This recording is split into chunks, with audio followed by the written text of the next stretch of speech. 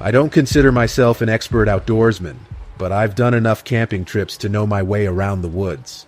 I've hiked in total darkness before, gotten turned around on trails, even spent an unexpected night outside without a tent once, but I always found my way back. I always knew deep down that as long as I kept my head straight, I'd be okay. That wasn't the case this time. This time something was different. It started as a solo camping trip. Not the smartest idea, I know, but I wanted a break from work, from people, from everything. I'd planned 3 days of hiking through a state park up north, following a well-marked trail during the day, and setting up camp at night. I had a GPS, a physical map, and a good sense of direction. The park wasn't remote. There were other campers, and a ranger station a few miles back. The first day went as expected. I covered about 10 miles, took my time setting up my tent near a small stream, and spent the evening eating a packed meal and reading by flashlight. It was peaceful, quiet, the kind of escape I'd been looking for. When I woke up the next morning, everything still seemed normal. The sun filtered through the trees, birds chirped, the usual. I packed up, checked my map, and started on the next stretch of the trail. That was when the first strange thing happened. About an hour in, I saw something in the distance, just off the path. Something red, fluttering between the trees. As I got closer, I realized it was a piece of fabric, tangled in the branches like it had been torn from someone's clothing. It was fresh, the fibers not yet faded or worn by the weather. It made me pause. I wasn't near any campsite, and I hadn't seen anyone all morning. Still, I figured someone had just passed through recently. Maybe another hiker who veered off trail. I kept moving, but an hour later, I saw another piece of fabric, this one farther off the path, snagged on a bush. I felt uneasy, but I convinced myself it was nothing. Maybe someone got lost and found their way back. But then I saw another, and another. Each piece was leading deeper into the woods, away from the marked trail, like a trail of breadcrumbs. I should have ignored it. I should have kept walking, but curiosity got the best of me, and I stepped off the path. I only planned to check for a minute or two, just to see if someone was in trouble. The deeper I went, the quieter the forest became. The birds stopped chirping. The wind died down. The only sound was my own footsteps crunching through the leaves. I started to feel lightheaded, disoriented, like the trees were subtly shifting around me. I turned back toward the trail, but when I walked in what I thought was the right direction, the trail wasn't there. I should have seen it. I hadn't gone that far. I pulled out my GPS, but the screen flashed an error message, refusing to load my location. My phone had no signal. That's when I felt it. The undeniable sinking feeling that I wasn't alone. The trees were too still, the silence too heavy. I turned slowly, scanning the dense forest, but saw nothing. No movement, no animals, no people. But I knew deep in my gut that something was watching me. A bead of sweat rolled down my temple as I tried to steady my breathing. I told myself to stay calm, to retrace my steps, but every direction I turned looked the same. The sun had started to dip lower in the sky, and the shadows stretched long between the trunks. I walked in what I thought was the right direction, but after 10 minutes, I stumbled back into the same clearing where I had found the last piece of fabric. It was like the forest had folded in on itself, trapping me in a loop. My stomach twisted. I forced myself to keep moving, trying different directions, but no matter how far I walked, I always ended up back in that same clearing. The trees seemed denser now, pressing in. The air felt heavy, thick, like I was breathing in something other than oxygen. Then I heard it, a sound so faint, so distant, that I almost thought I imagined it. Footsteps, slow, deliberate, crunching through the underbrush. My heart pounded as I spun around, scanning the trees. Nothing.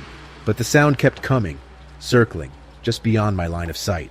I gripped the small knife on my belt, not that it would do much against whatever was out there. The sky darkened faster than it should have, the light fading unnaturally quick, and I knew I had to find shelter before night fell completely. I found a thick tree with a wide trunk and pressed my back against it, gripping my knife tight. The footsteps stopped. The silence stretched out, unbearable.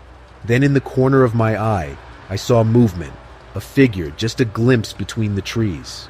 My breath hitched. It was tall, impossibly thin, and standing completely still. Too still.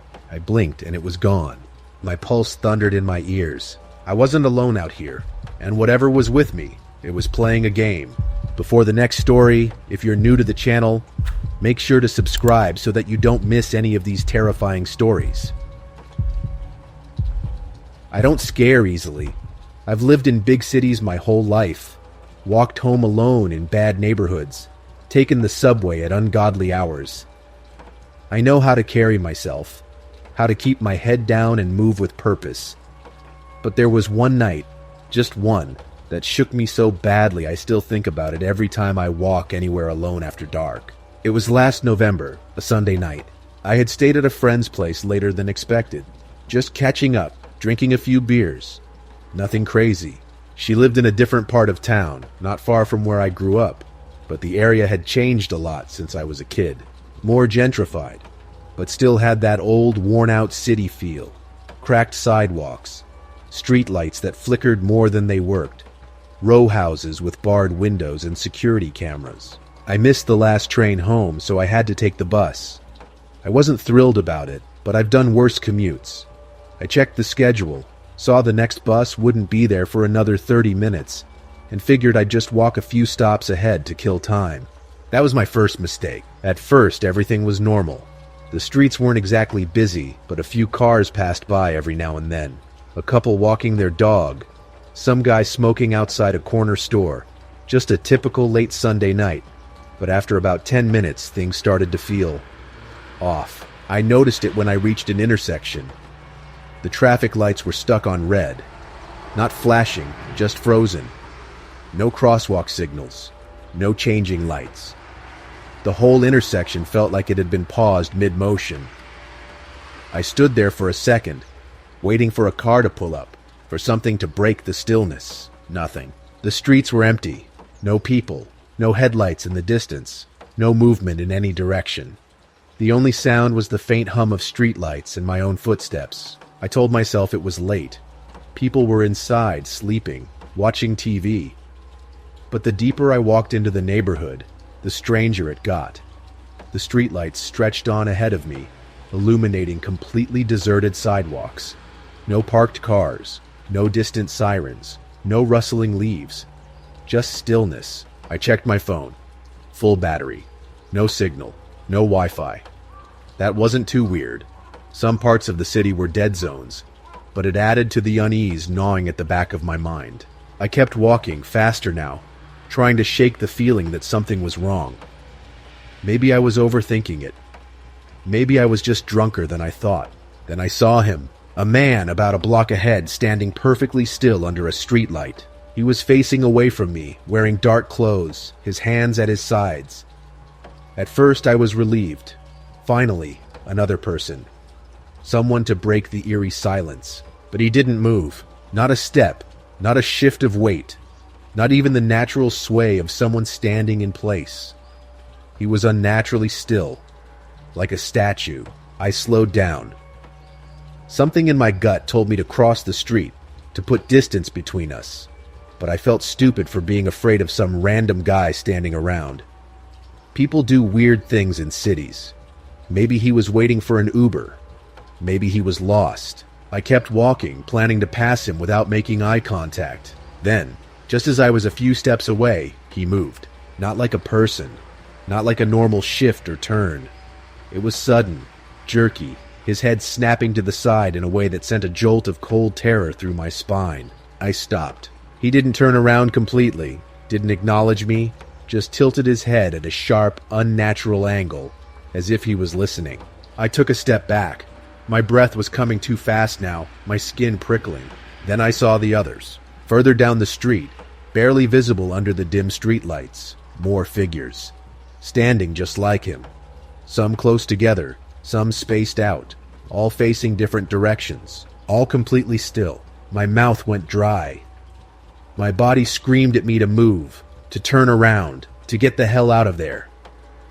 But my legs wouldn't work. I stared at them, waiting for them to do something, to talk, to walk, to act like human beings. But they just stood there, and then all at once they turned, not toward me, not toward anything, just shifting, their heads snapping at odd angles like a glitch in reality. I ran. I didn't care how stupid I looked. Didn't care if I was imagining things. Didn't care if they were just normal people standing weird. My body had already made the decision for me. I ran faster than I ever had in my life. The silent figures didn't follow. They didn't make a sound, but I swear I could feel them. Watching, listening. I turned down the next street, sprinting until my chest burned, until the building started looking familiar again. I wasn't in the silent part of the city anymore. I could hear cars, see lights in apartment windows, the world coming back to life around me. I didn't stop running until I reached the next bus stop. When the bus finally arrived, I collapsed into a seat, gasping for air. The driver gave me a weird look, but I didn't care. I looked out the window as we pulled away, half expecting to see those figures standing at the edge of the street, watching me leave. But there was nothing, just an empty road, stretching back into the silent part of the city. I don't know what I saw that night. Maybe it was just sleep deprivation and beer messing with my head. Maybe there was a logical explanation for all of it, but I don't take late-night walks anymore. And sometimes, when I pass through that part of town during the day, I get this strange feeling, like something's still there, just waiting for nightfall. Before the next story, if you're new to the channel, make sure to subscribe so that you don't miss any of these terrifying stories. I've done a lot of late-night driving in my life, sometimes by choice, sometimes out of necessity. There's something about being alone on the road, just you and the hum of the engine, the white lines flashing by in a steady rhythm. It's peaceful in a way. But after what happened to me 2 years ago, I don't drive at night anymore. Ever. I was moving across the country for a new job, and I had planned to split the drive into 3 days, stopping at motels along the way. The second day had been longer than expected. Bad traffic, construction, all the usual road trip bullshit, and by the time night fell, I was still hours away from my next planned stop. I figured I'd push through, drive a little longer, and stop at the next gas station or rest area to grab some coffee. The GPS told me there was a 24-hour gas station about 20 miles ahead, so I kept going.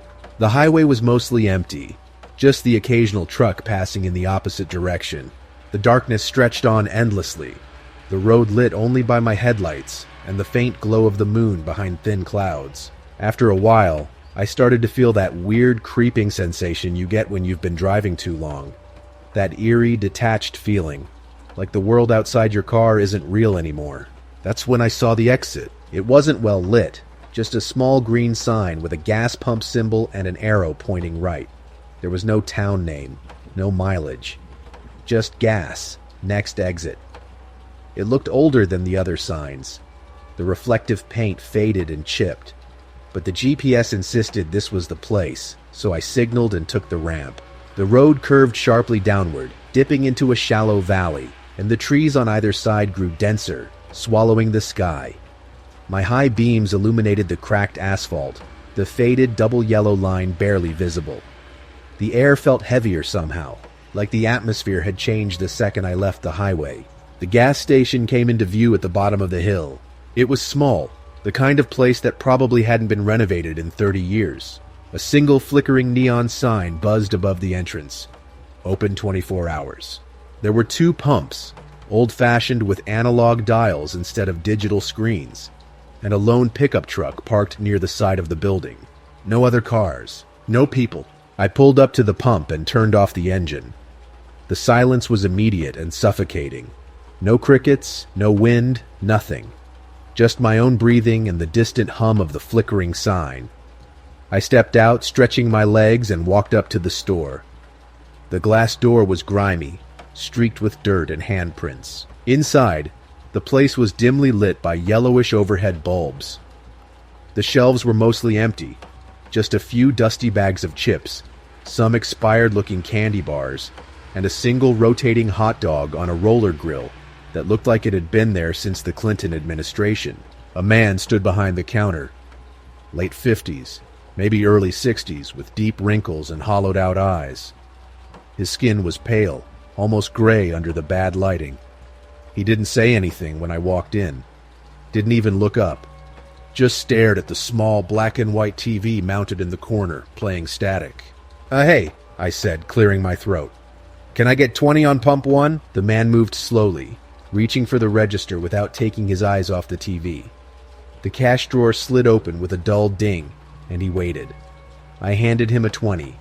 His fingers were cold when they brushed against mine. "You just passing through?" he asked, his voice flat, emotionless.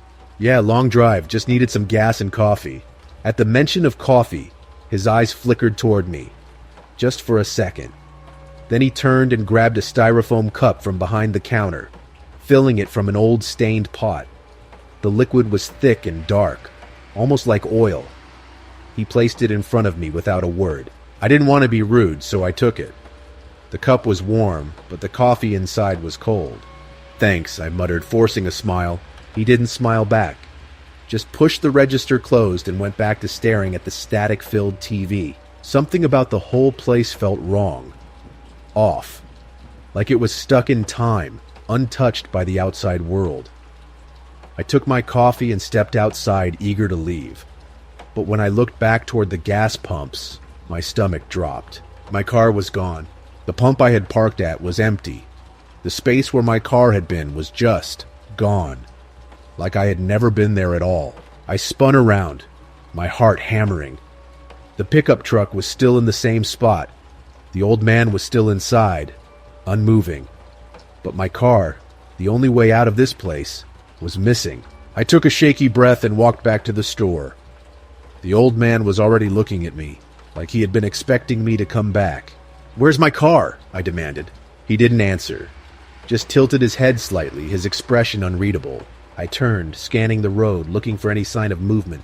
That's when I saw them, figures, lurking at the edge of the tree line, just beyond the gas station's dim glow. Their shapes were indistinct, shifting, almost blending into the darkness. But they were watching. I could feel it. A cold sweat broke out on the back of my neck. "What the hell is this?" I whispered. The old man finally spoke. "You should start walking," he said. My stomach nodded. "What?" "Up the road. Back the way you came." His voice was steady, but his hands were gripping the counter so tightly his knuckles had gone white. I took a step back toward the door. "Where's my—" "Walk now." I didn't wait for him to say it again. I stepped out into the night, onto the cracked asphalt, and started walking. The figures didn't move. Not yet. But I could feel them, like a pressure at the back of my skull. I walked faster. The road stretched on, longer than I remembered. The hill seemed steeper, the air thicker. I glanced back only once, and immediately wished I hadn't. The gas station was gone. No building, no lights, no signs. Just empty road and black trees. And the figures were closer. I ran. I don't know how long I ran, but eventually I saw the glow of headlights. The highway. The moment I stepped onto the pavement, my car was there, right where I had left it, like I had never taken the exit at all. I yanked the door open, jumped inside, and peeled out onto the highway, my tires screeching against the asphalt. I didn't slow down, didn't stop. Not until I reached the next gas station, a real one, with fluorescent lights and people and the comforting smell of burned coffee. I sat in my car for a long time, shaking, my pulse hammering in my ears. When I finally got the courage to check my GPS, I scrolled back through my route. The exit wasn't there. The gas station didn't exist. I don't know what would have happened if I had stayed, if I hadn't listened to the old man and started walking. But I don't drive at night anymore, ever.